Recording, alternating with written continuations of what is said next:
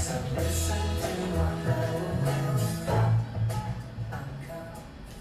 first asthma attack I remember was when I was 5. It was a warm night in April, and we had just finished eating dinner.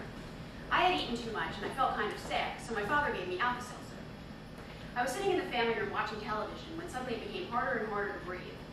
I was coughing, my chest got tight, and every breath I would take would make this loud wheezing sound.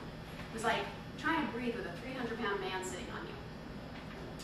My mother was working the evening shift at Sims, and she was very angry with my father when she got home. As we made our way to the emergency room, she said, "Who in God's name gives a 5-year-old Alka-Seltzer?" And my father replied, "She had indigestion." I wasn't sure why, but the Alka-Seltzer had seemed to become the focus.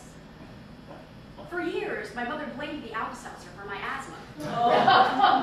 When I suggested it might have something to do with the thick cloud of smoke that was ever present in our household, she dismissed it as ridiculous.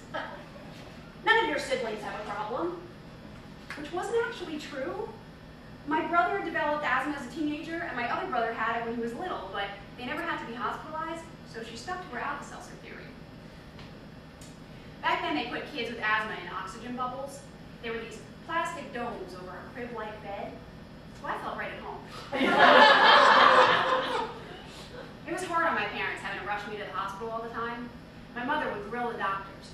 "She's still having so much trouble breathing. Isn't there something more you can do for her?" And the doctors would say, "Mrs. Kelly, you can't smoke that in here."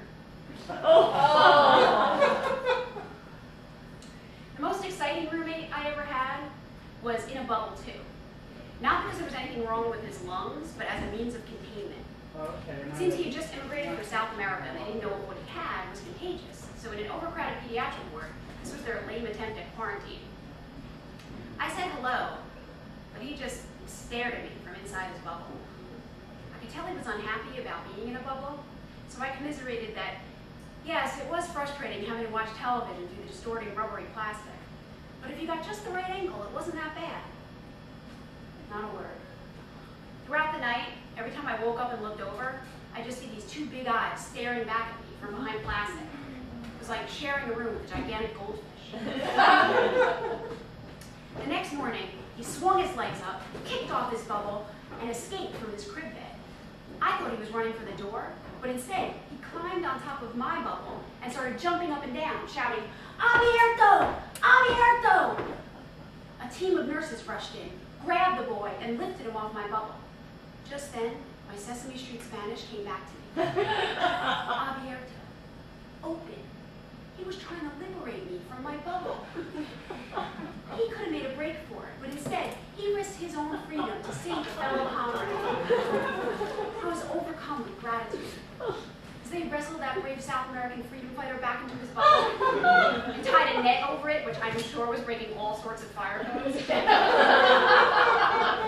I put my hand on my bubble and said, "Agua," the only other Spanish word I knew.